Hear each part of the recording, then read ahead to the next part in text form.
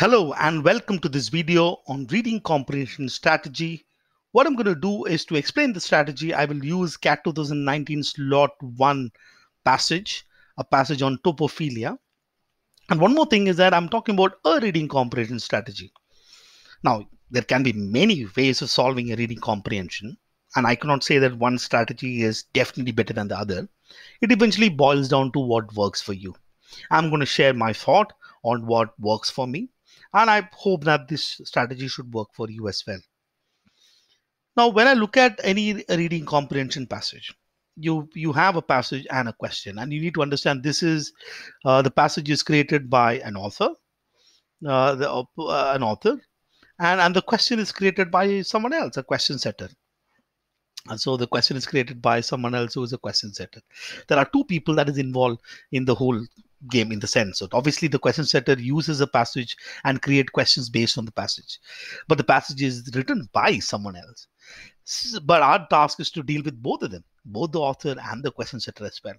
And here is where we start wondering, where do I start? I think that is probably the issue that most of us is actually having, that should I actually start with the passage first, deal with the author and then go to the question, or should I actually start with the question first, get an understanding of what is being asked and then read the passage? That could be the two strategy broad thing that people look at. Well, one is to start from the passage and then go to the question, and the second is to start with the questions, have an understanding of the question, and go to the passage. Now, there is merit in both way of looking at it. I cannot say is one is definitely better than the other, though I have an opinion. I have a personal opinion on what works for me. But for those of you looking at strategy number one, want to read the passage first, and your challenge is this: that I'm going to read this passage first, and this passage has got this 500 words roughly. 500 words translate probably into roughly about 20 sentences. And when I'm reading this, I don't know which sentence is going to be applicable to the question that is going to follow. I really don't know what is the thing that I have to. The issue, of course, here would be that what is the information that I have to retain, and if the information that I retain, would it be relevant eventually to answer the question? What if something else that I did not understand, that particular sentence is actually important to answer the question? Those are the worries that you have when you read the passage first, not knowing what the question is actually asking. That's the issue. But when you look at the other thing, when you start with the question first, at least that one problem is kind of sorted out by saying that I know what the question is asking us to do. But then it creates a lot of other issues. When I read the question, I don't know what is an important part of the question. For example, there's a question that says each of the following can be inferred from the passage except. And what do I do with it? Right. So then, which means that the four options comes into play. So also another thing about questions is that you have these four answer choices. There is no guarantee that just because I know the question, I will be able to eventually get to know the answer, because sometimes the answer choice is created in such a fashion. Obviously, this particular person wants to trap you, and there are about three traps that has been set there, and one obviously is the right answer choice, and you get confused between two one. Another thing is that this kind of influences the way in which we read. We will maybe the question number one is from paragraph number two, some part of paragraph number two. Question number two, let's say, is picking up from paragraph number one. Question number three goes all the way to the last paragraph and asks something about what is the main purpose of the last paragraph. Question number four may look at some information here. Question number five is the question which says each of the following can be inferred from the passage, and then one answer choice has got information picked from there, and some information there. You're almost thinking that if I have to remember all these things and then go to the passage, how do I then know that should I actually, once I read the passage, suddenly I remembered, okay, question number two is asking this, should I just stop there and go back and solve the question number two and then continue to read it? Then I'm going to break the flow of reading. So either ways, whether you choose option number one as a strategy or option number two as a strategy, it has got its positive, it has got its negative. You have to figure out what works best for you. And another thing that you must also understand is that this is not where it's going to stop. So the story doesn't end here. The story is going to still continue. For instance, for the first case, after reading the passage, then reading the question, you may have to still come back to the passage for a particular question, and then may go again to another question, and next question, and then probably go back to the passage. Some you may be able to answer from memory, but some you probably will have to go back to the passage. In question to passage, which means that you're again coming back to the question, and then probably going back to the passage once again. The whole process post the first two activity that you do, it's by and large going to be the same. It's just a question of where do I want to start. And some people, some of you even start thinking, okay, if I'm going to read the passages, maybe it's a good idea to skim read it first, then read it fully. Or maybe other probably say no, let me just read the passage properly, understand the thing that is given in the passage.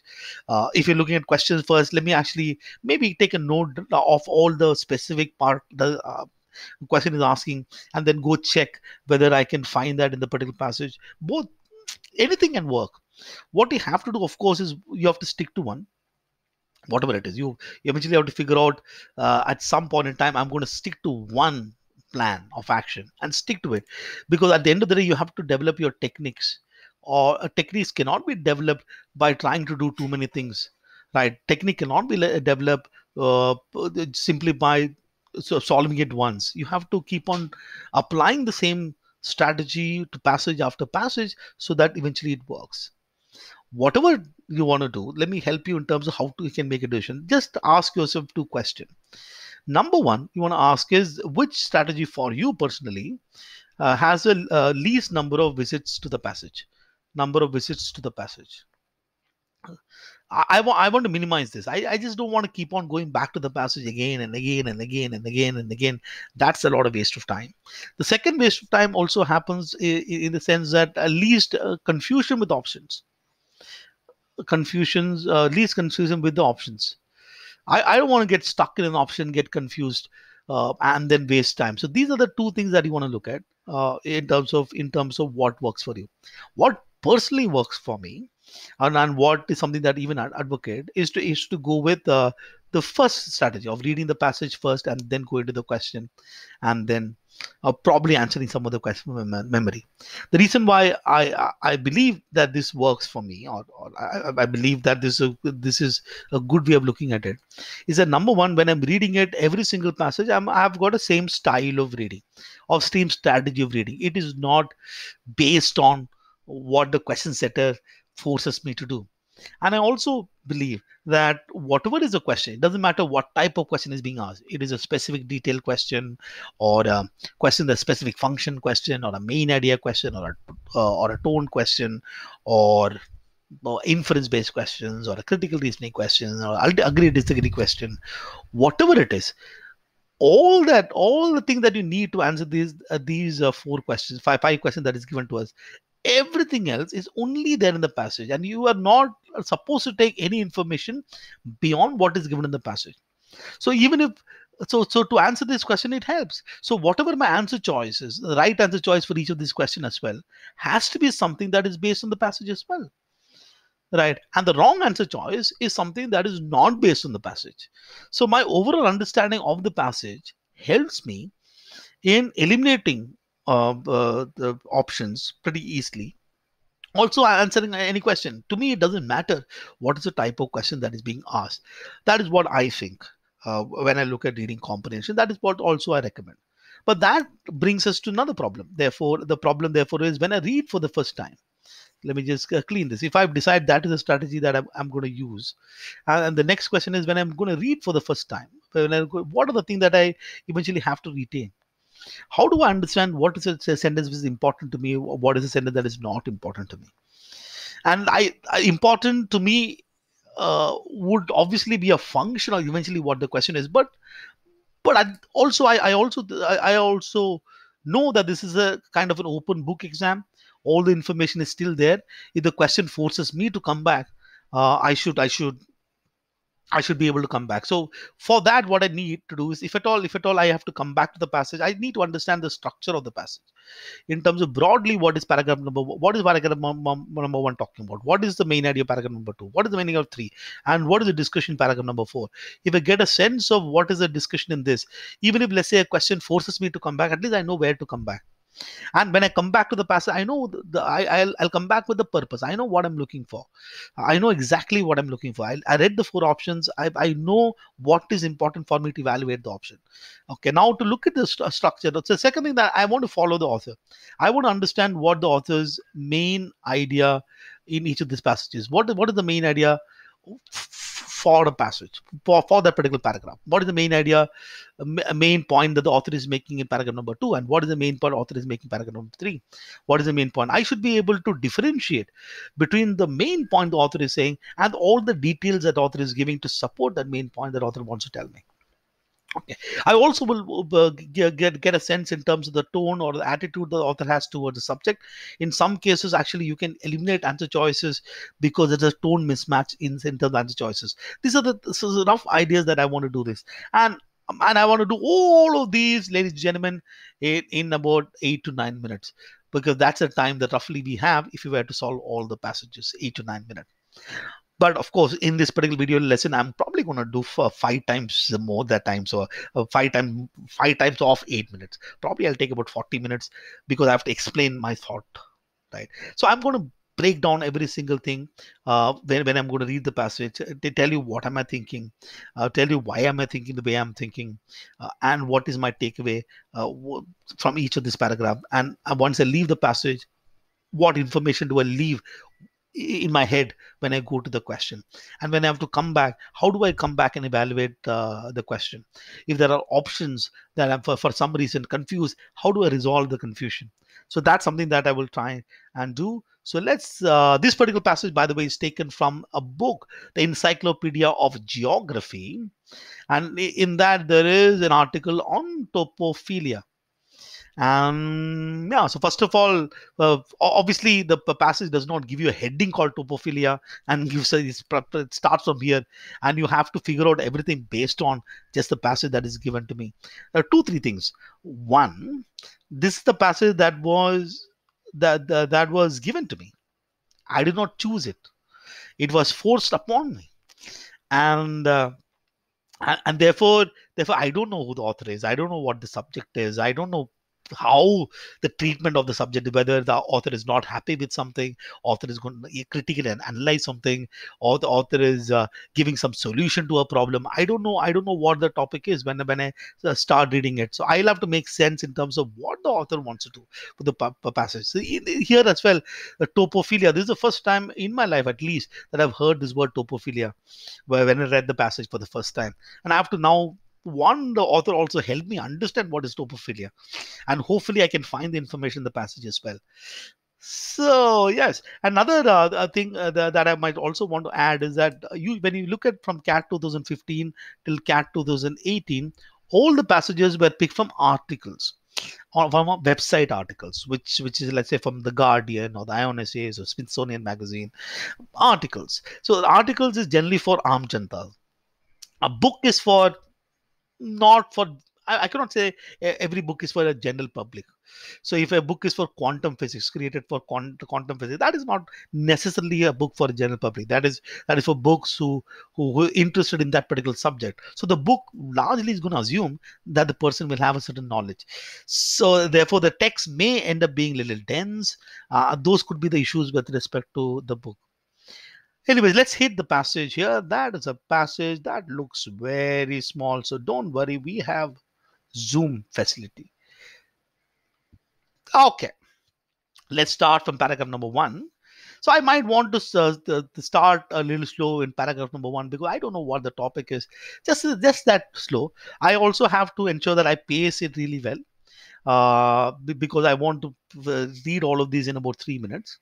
I want to pace it really well. And I have to take a call in terms of if there are word that I don't understand, if there are sentences that I don't understand. I have to make a call in terms of whether it is worth investigating further or leave it by the side and go with attitude. Okay, so I've made a 80% understanding of the passage. I'm also very interested in the thought process of the author. I want to understand what the author wants to tell me, his purpose. So in any sentences, if I feel that it is a claim that is made by the author, or I get a sense that is author's opinion that author is sharing, and not some evidence that author is presenting or some fact thing that author is presenting. For example, the author says that alcohol should be banned. Well, that's okay, that's a claim that he is making. And let's say alcohol should be banned because alcohol is a primary cause of domestic violence. Now, alcohol is a primary cause of domestic violence. The fact that author used to arrive at the conclusion or the claim that he wants to make that alcohol should be banned. So I'm actually interested in the claims that he's making and not really interested in the fact, though I'll obviously read it, but I'm more interested in those things. So I have to obviously at the end of the day I also have to make the decision in terms of what are the things that I have to keep in my mind before I go to the past. I cannot retain every single thing that is there, every single sentence. I cannot retain all this information.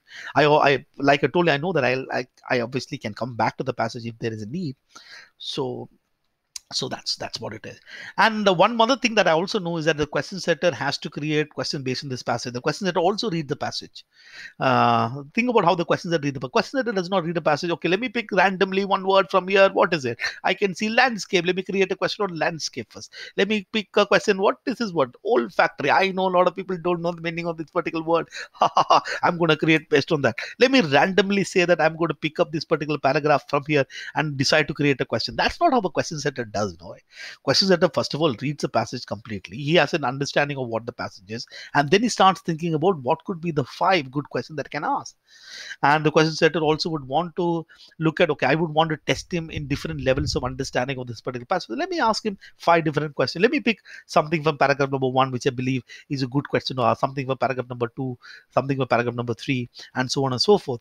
So the question that also follows the same the question setter also follows the same path of starting with the passage, reading the passage, and then thinking about the question of the passage. And when the question setter create looking at options, the question setter would want to create some wrong answer choices, which looks very appealing, but actually it is wrong, and to trap you in. So like the question setter who read the passage first, I will also read the passage first and try and understand what the author wants to tell me. Okay, so let's start with paragraph number 1, and we'll go this slow. What I'm going to do is I'm going to read the paragraph once the first time, then I'll tell you what am I thinking. Okay, so let's read the paragraph here. As defined by the geographer E.U. Tuan, topophilia is the affective bond between people and place. His 1974 book set forth a wide-ranging exploration of how the emotive ties with the material environment vary greatly from person to person and in intensity, subtlety, and mode of expression. Factors influencing one's depth of response to the environment include cultural background, gender, race, and historical circumstance, and Tuan also argued that there is a biological and sensory element. Topophilia might not be the strongest human emotions. Indeed, many people feel utterly indifferent towards environment that shapes their lives, but when activated, it has the power to elevate a place to become the carrier of emotionally charged events or to be perceived as a symbol. When I'm reading this in your mind first time, you're thinking, what just happened? Right. That's usually what happens. So what you have to do, look at it, just focus on these sentences a bit. So you look at the sentence. So we have, let me actually think about what went through my mind when I read this passage. This is the sentence number 2, which ends there. We have sentence number 3 that starts from here, and where does it end? And we have sentence number 4. What went through my mind? Let's look at sentence number 1. The author talks about the fact that there is a geographer, some Tuan, and the author also talks about a concept called topophilia. Now, at this point in time, I don't know who is the hero of the story, in the sense that author wants to discuss about the geographer, Tuan, or author wants to get into the subject called topophilia. That I am not able to understand just from the first sentence. So I'm going to leave it open and say that maybe Tuan is going to be the hero, maybe topophilia is hero, Tuan is Tuan. I hope I'm pronouncing the name right, doesn't matter. Mr. T, YFT, Mr. YFT, Yi Fu Tuan, YFT. So Mr. YFT is that book is just used to explain a concept. I don't know. Okay, but what I understand here is that topophilia, and I need I've heard this. I'm hearing this name for the first time in my life. So I'm in my mind also thinking, oh God, I just need to understand what his name also means. Is affective bond between people and place. Oh, that is good. So the first sentence, the author has helped me understand a concept. So if I look at this, author has introduces a concept. Let me say a concept or idea. I know what is it that or defines. Let me put it that way. Definition of topophilia. That's what first sentence is doing. The second sentence says his 1974 book set for the wide-ranging exploration how how the emotive ties with material environment vary greatly from person to person, intensity, subtlety, and mode of expression. So now this is from here to here. What I see is that author is helping explaining the concept to me uh, in terms of how this bond works. Okay, what are the factors that influence the bond? That is the thing that author says there. And if you note this or note these sentences, because the reason why I'm thinking like that is that here he as defined by whom? As defined by this gentleman, not author's definition. And author is using his 1974 book and mentioning that. And what Tuan's argument here is in all these sentences, author is not giving his personal opinion on topophilia. Author is helping us understand topophilia. So the first two paragraph, my takeaway is only going to be okay. But let me just understand what topophilia is. So in my mind, I'm looking at thinking, okay, the first paragraph talks about an idea called topophilia. The idea of topophilia is got these people. The people are there, and then whatever is the bond that they have. Let me put it in the signal. I'm not asking you to draw like this in the examination. This is how I'm visualizing in my mind people's bond with the place that are in. So let's say that that's a place, and whatever is a bond that I have with the place. So let's how do I put a place? So let me put a place like that. Okay, that's a place. Okay, so people's bond with the place, that is topophilia. And then the second sentence author is telling us that it vary greatly from person to person. So the topophilia author also says that this topophilia for one person and topophilia other person is probably not the same. So the affection, the bond that each person has is also different. And the author says factors influencing one depth of response to environment. How does what influence the influencing factor of whatever happens here, the depth is has got a lot of factors. The factor one is a cultural background, a gender, race, and so on and so forth. Something that I said, and he said there's a biological and sensory element. So from Tuan's perspective, there is a biological element and there's a sensory element. One based on probably our birth, about biology, I don't know. Another based on how we feel about things, maybe. So the first instant is just get a sense of understanding. So I probably will not may not necessarily go to this depth of understanding as well. I might, but at least for sure I need to understand this part, the bond between people and place. It's a bond that people are, that is something that I understand at this point in time.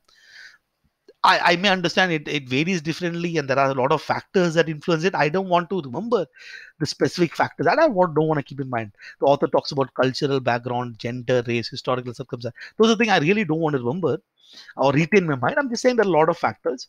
But if a question forces me to come back, I know where to look at that particular thing that's going on in my mind. Now, when I look at the fourth sentence here, that's an interesting sentence. He says topophilia might not be the strongest of human emotions, might not be the strongest. It's not the strongest one. Indeed, many people feel utterly indifferent toward the environment and shape their lives. But when activated, it has the power to elevate a place to become the carry of emotionally charged events or to be perceived as a symbol. Now, the interesting part about that sentence is when I see that our author, oops, ah, uh, where is it? Okay, that this particular sentence is different. Other sentence, author is talking about what one feels. Now here is where I can feel the author is getting involved in the whole discussion. So I think that the author is here. His personal opinion on topophilia is actually mentioned in that part.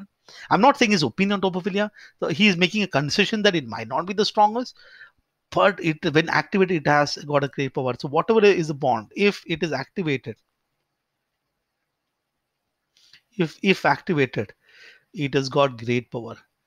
And here I also get a one more sense, for a couple of more sense, that if I look at from a scale of uh, author's attitude toward the subject called topophilia, saying that this is a pretty bad concept or pretty good concept, and that's a neutral place to be in. I think the author is at least is telling us that it is something probably that side. It's like saying that if the meter goes somewhere there, saying that look, this is worth exploring. I think if the author is not negating, saying that topophilia is a useless topic, there's no such thing. Author is actually saying that it has got some merit and some value, and that subject is worth considering, so to speak. This for the first paragraph itself, I know the author a little bit. I can understand the author is not someone who has treated the topic with respect to emotion.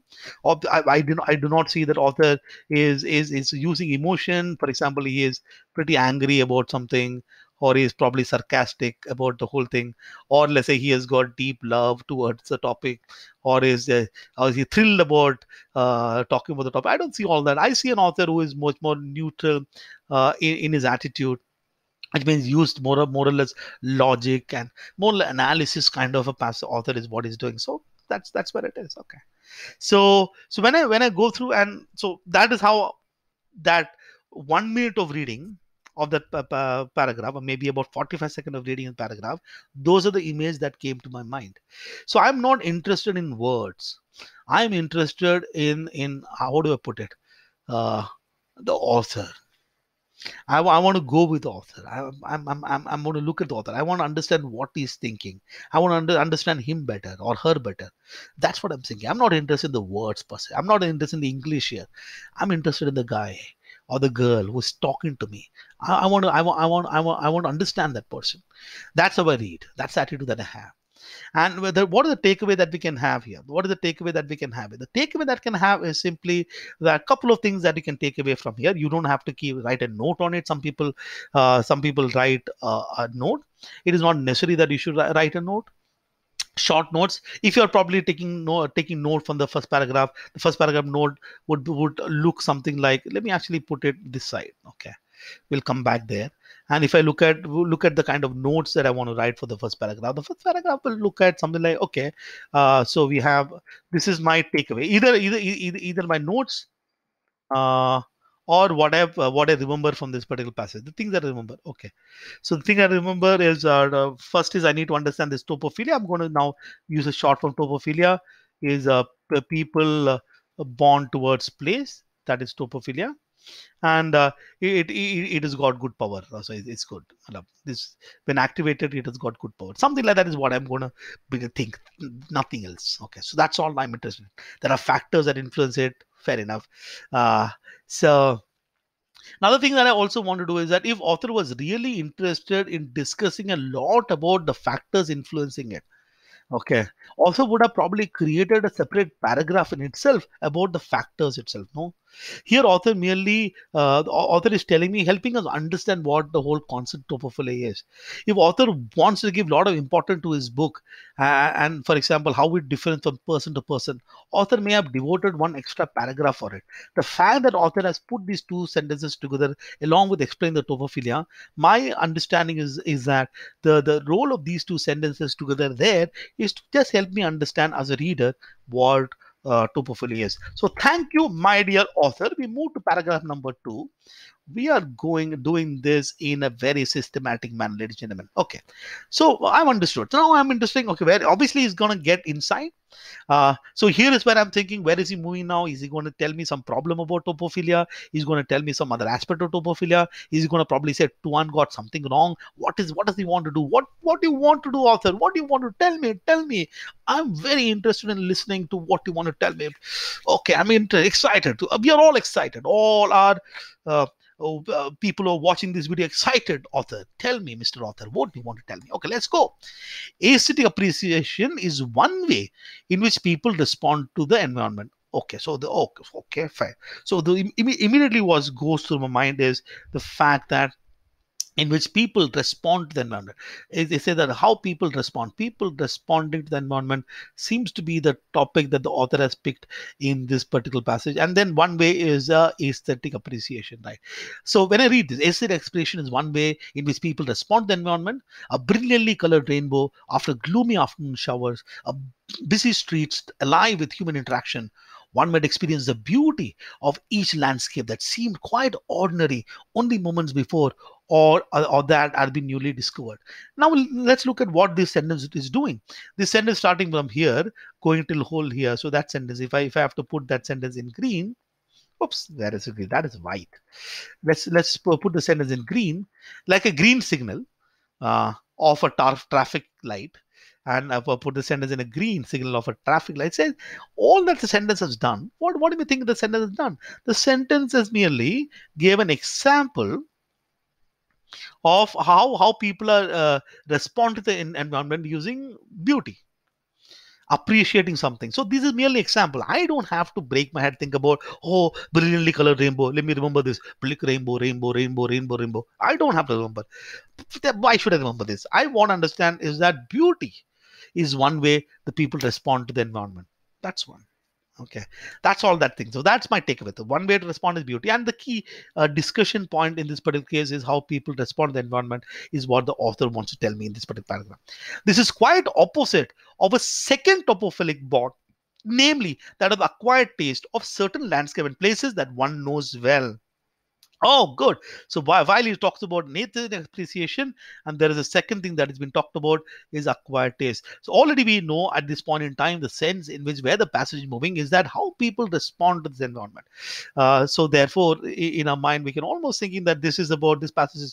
Second paragraph is talking about this response. What this bond, whatever this bond that is happening. Let me pick another color here. Whatever this bond that is happening is the how this happens.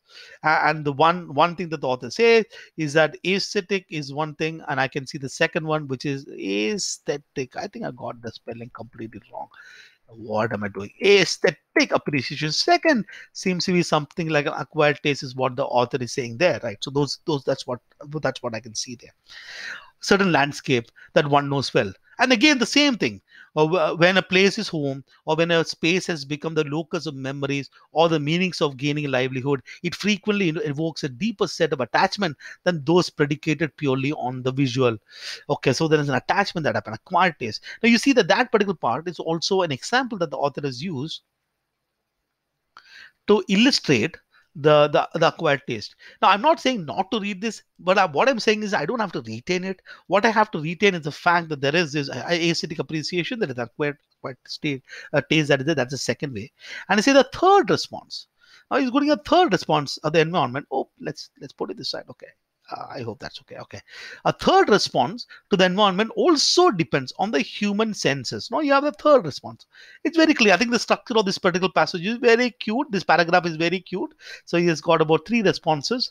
How the response is got human senses is what is mentioned there.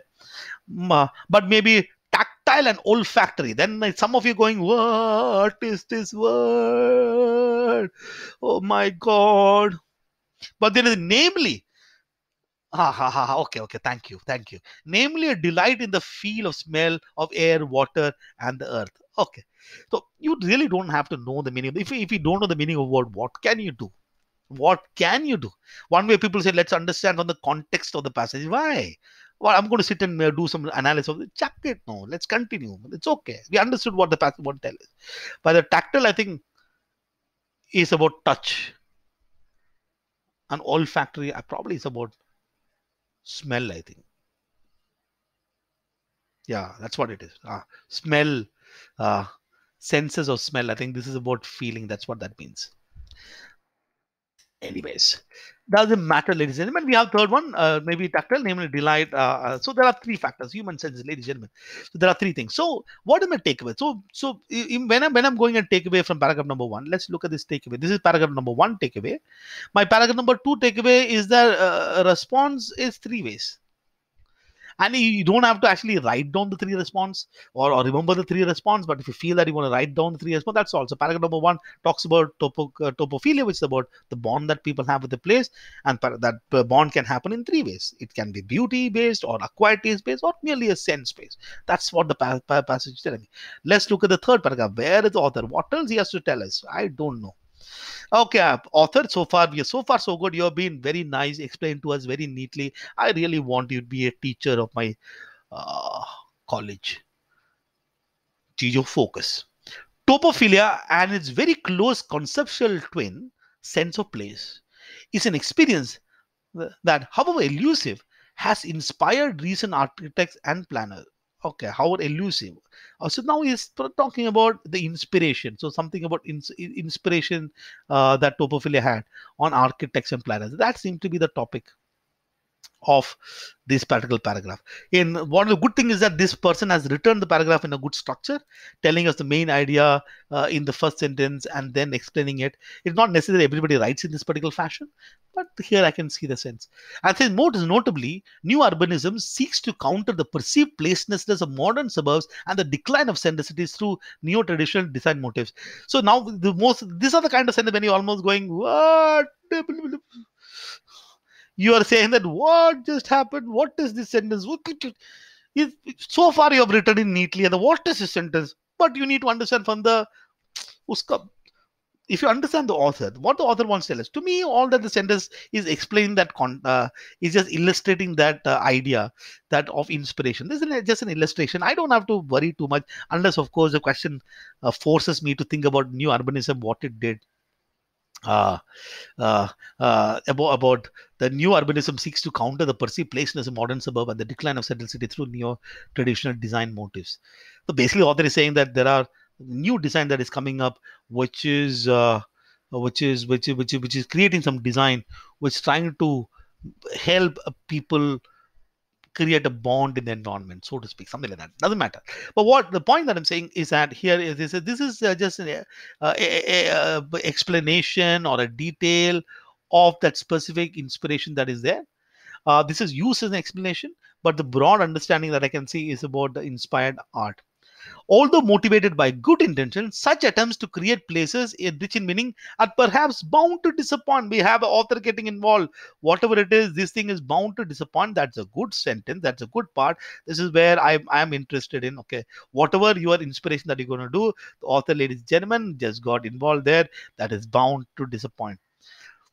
As Tuan noted, now he's calling Tuan again. So, I'm going to take your help to put forward my point.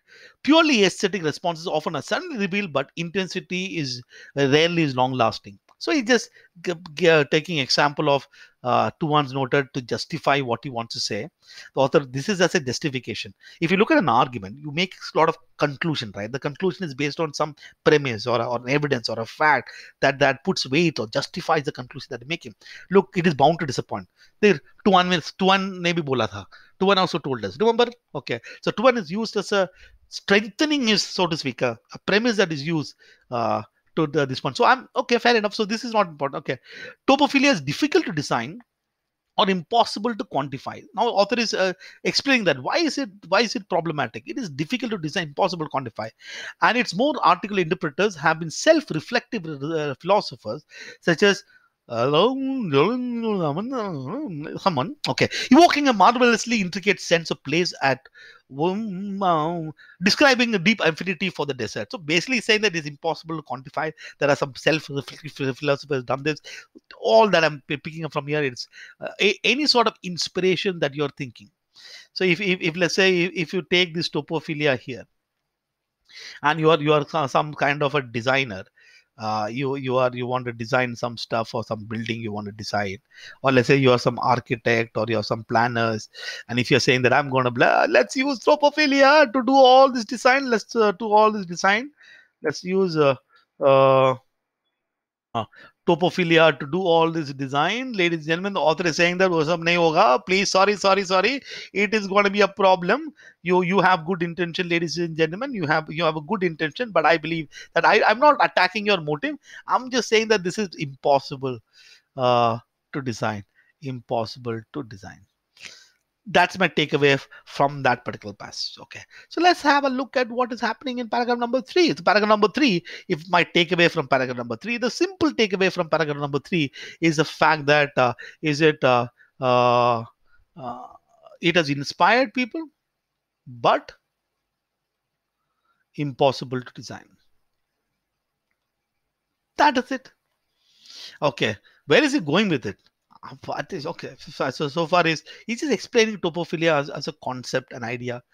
Okay, topophilia. Let's look at topophilia connotes a positive relationship, but okay, author is getting involved. It is off. It often is useful to explore the darker affiliations between people and places. Not okay. Usually it is positive,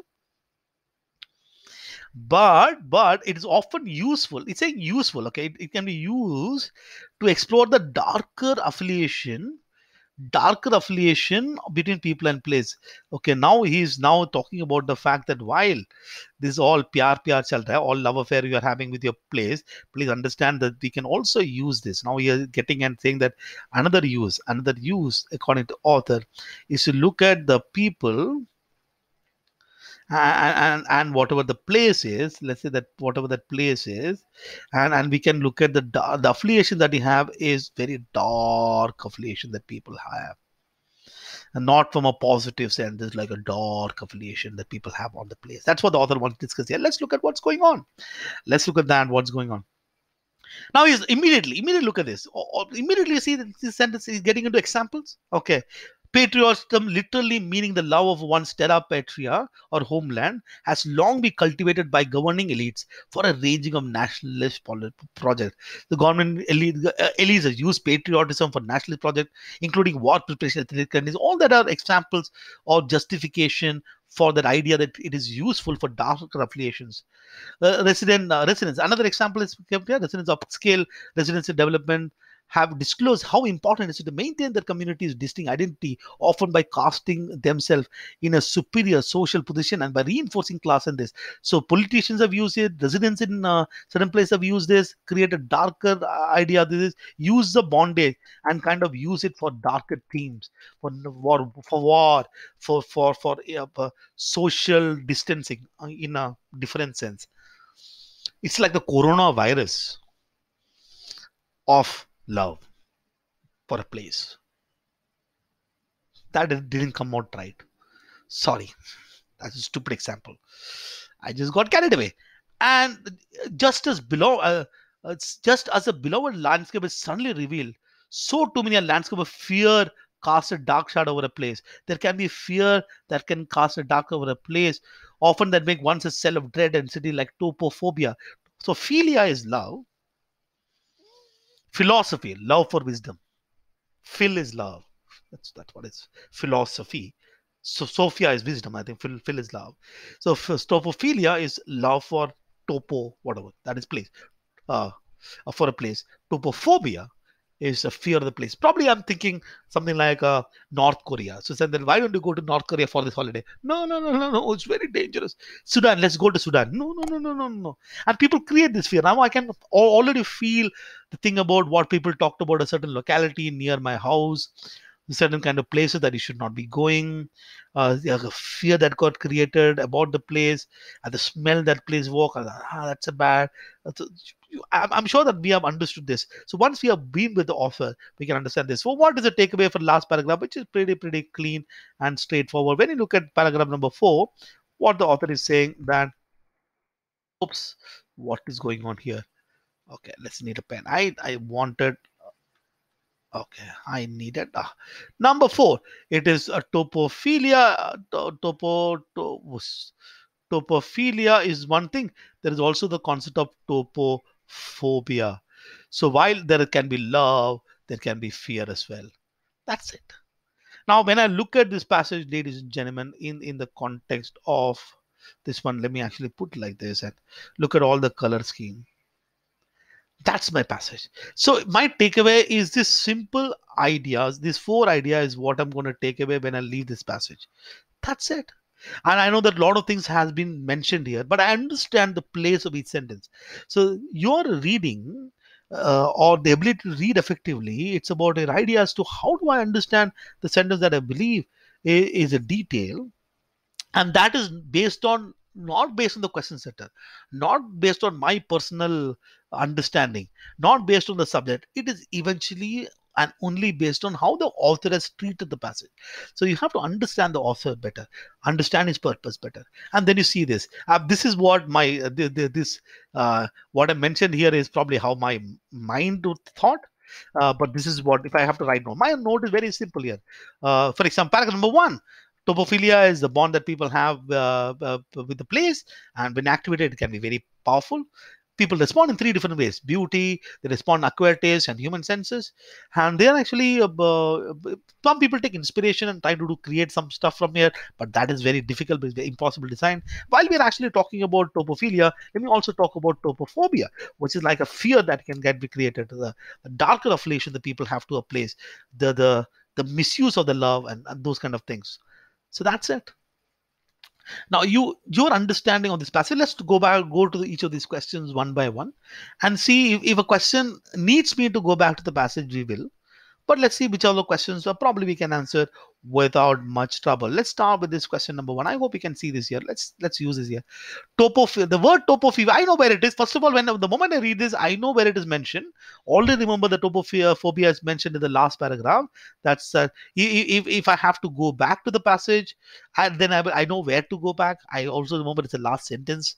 Topophobia in the passage used where. Let's actually give it a read. I know that three answer choice has to be wrong. The author is probably going to twist something. Sorry, question setter is going to be twist something. We are reaching the question setter, ladies and gentlemen. The question setter. We are going to the question setter. We are now going to talk to him a little bit. Probably he's a devil here. He's trying to trap us. Okay. So we will talk to him, but we understand that we have got a friend called author. Don't worry, we'll nail this one. Let's start with answer choice number A. To represent a feeling of dread towards a particular place. That's good. A feeling of fear towards a particular place. Already we see that this looks like a very pick me often. This sounds to be okay. Feeling of fear towards a particular space and places. Let's look other as a metaphor expressing the failure of the homeland to accommodate non-citizens. Where is it's all alien to the whole discussion? Where is the discussion happened? Alien, and sound to be very specific also. This sound to be too narrow as an idea as well. This is topophobia is a general concept that the author has explained, and not specifically to certain things, right? Anyways, there are two things. Three, to signify the fear of studying the complex discipline topography. What are you saying? Question setter. ये क्या है यार? थोड़ा tough दे रहा है यार. ये तो so simple है. Topography is not mentioned at all. So check it. Signify the feeling of fear of anxiety toward. This is good. Basically, these are the kind of options where the author has given to those people who are like let me call them the lazy readers like us. Sometimes we just read it. Signify feeling of fear देख लिया, anxiety हो गया, टोपोफिली देख लिया, mark कर लिया. रुकना यार, देखना, ऑप्शन देख. Trap. There's a trap. Signify the feeling of fear of anxiety towards whom? Towards people. What is saying? I have a fear towards another person. That fear is topophobia. That's about a fear towards a place, not another person. Good trap, question setter. You try to trap it, you try to trap us, but we did not fall for the trap, and therefore that is the case. Now, you might obviously want to go back. You see that there is topophobia that is mentioned here, which says that too many landscape of fear to cast dark shadow over a place that makes a sense of dread. Everything is there. So this is kind of easy to pick. Question number two, ladies and gentlemen. In the last paragraph, okay, I know obviously I talked about last paragraph, but also understandable last paragraph is all about the darker affiliation towards places we mentioned. That's what I remember about the last paragraph. The author used an example of why did the author use this specific example of residence or upscale development? What is the purpose? Why did the author use? And at this point in time, you can probably remember the conversation already as to what happened. You necessarily don't have to go back to the passage, but you may not. But let's look at the option first. Introduction of nationalist project by such elites. Nationalist project by residents. Nationalist project is by governing body. No, this is wrong person. Another option for the lazy guys who say the nationalist is written there, and then that is not correct, ladies and gentlemen. Nationalist, it's kind of a option trap that a lot of questions that the users where the nationalist project is actually mentioned here. that is a part of that sentence, but our answer is actually part of the next sentence. It doesn't upscale development, disclose how important maintain their community. So you're asking a question which is very specific to a particular sentence. The question is ask about something that is specific to the particular sentence, that's specific to that particular sentence, right? It's specific to that particular sentence, something that is very specific to that sentence. And now the questions that are one easy way to create a wrong answer choice, pick something else from some other sentence. So it is actually mentioned in the passage, but then that's kind of trapping you in. That's what the question that is trying to do there.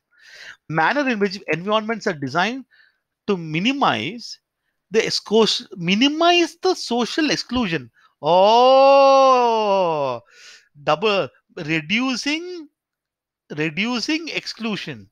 If you reduce exclusion, you will increase inclusion.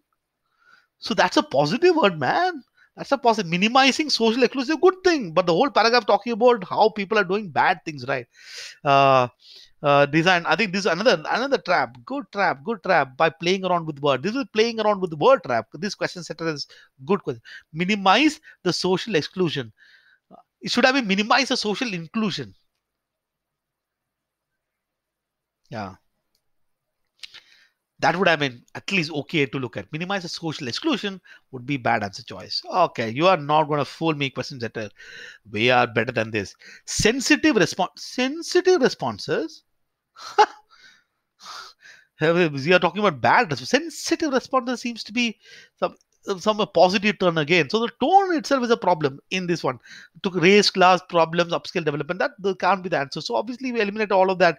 What is left? You have to have question number 4, like how option number 4. Sherlock Holmes said, if you have eliminated the impossible, whatever remains, however improbable, must be the truth. Ladies and gentlemen, social exclusivism, which is good, practiced by such residents in order to enforce a sense of racial or class superiority, which would be absolutely true. Or if you had actually gone back to the passage once to read the sentence once again, which was somewhere here, residents upscale residential program have disclosed how important it is to maintain their community identity, often by casting themselves superior social position and by reinforcing these differences, would be exactly answer choice number 4. This is also pretty okay. So far, so good. Which of the following best capture the meaning of the statement?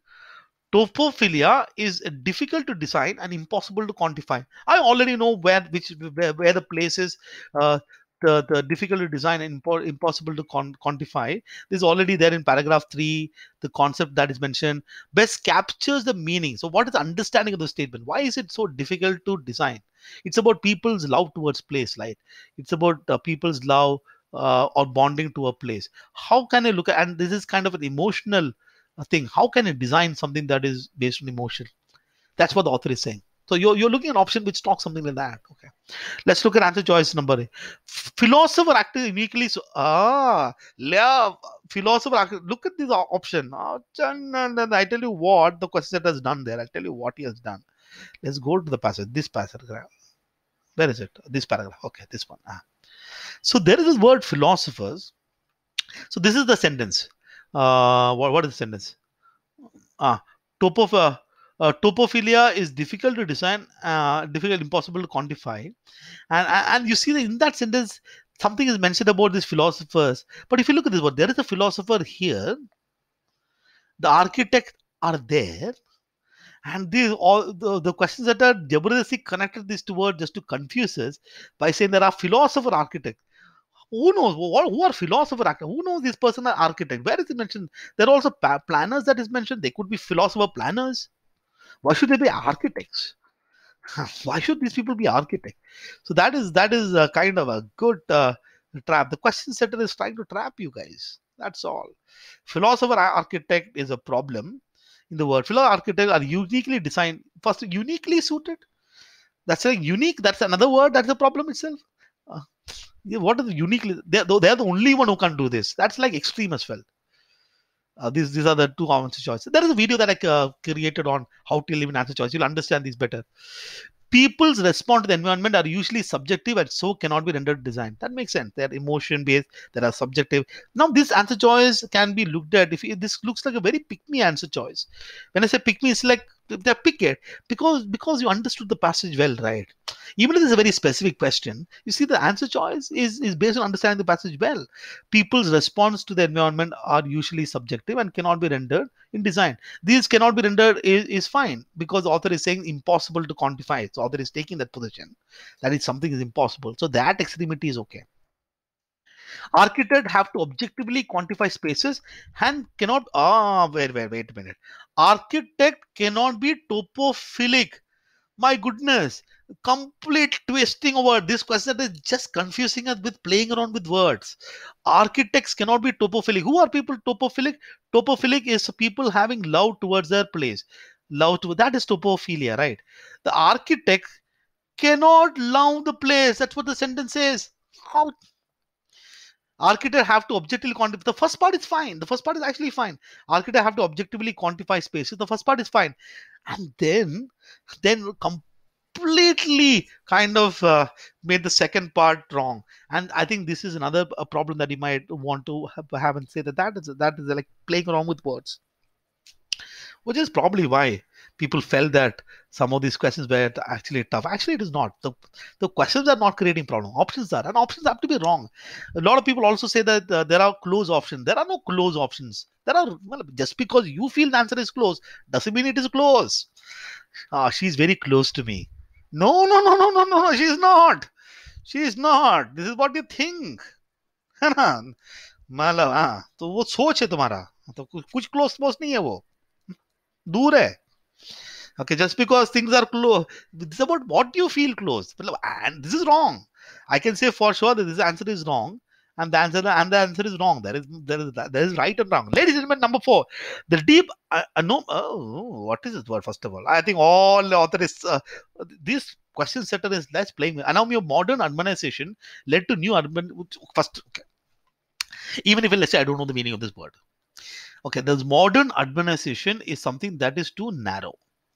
The modern urbanization is about new urbanism is here. This was used as an example to give a this thing. The whole idea behind this passage, that topophilia difficult design, is not specifically addressed towards modern urbanization. It's a general concept that the author wants to mention. So this is become very narrow in the whole sense. So this would be something that can be eliminated. Answer choice must be, ladies and gentlemen, number 2. Question number 3. Which of the following comes closest in the meaning of author's understanding? We have understood the author so much that this will be a cakewalk question. What does author feel about topophilia? Author feels about topophilia is the emotion that the people have towards a place, emotional attachment. There can be positive angle to it. There can also be negative side to it. That's our understanding about what authors understand topophilia. The last paragraph talks about the negative one. Okay, let's look at this. Let's look at this. Okay. Uh, so now these kind of question, I have to look at an understanding of this. It doesn't matter what the option is saying. Just let's look at this. French people are not overly patriotic. Not patriotic. Oops. That goes against patriotism is one form of topophilia is what they say. Okay, that's okay. Let's not negate it. Let's just has a problem with that. But they will refuse to use English as far as possible, even when the novel using English. That's a language. We are talking about a place, not what people talk inside the place. It's about a place. This is weird. This is weird. The tendency of many culture to represent their land as motherland and fatherland may be seen as expression topophilia, which is absolutely. I think this is a very pick me as an answer. Uh, Already mentioned meaning of love once homeland has also mentioned there as well. So you don't have to go back and check that, but you don't know this to be the answer. Number 3, scientist. Already there's a question mark. Scientists have found the most creatures, including humans, are born on creatures. So this is not about. This is topophilia of human beings. It's not like I have this fish in my fish tank. The fish now loves the fish tank. Oh, but what is attached to the fish tank so much? What topophilia fish this is? The author did not discuss anything about any animal, ladies and gentlemen. This only discussion is about human beings. What this is? It's nonsense. Nomadic societies are known to have the least affinity. My goodness. Least affinity for the land. This is exactly opposite. If you mark this answer choice, ladies and gentlemen, author will commit suicide. इतना प्यार से तुमको सिखाया सब कुछ, है ना? इधर आके तुम चार और उल्टा बोल.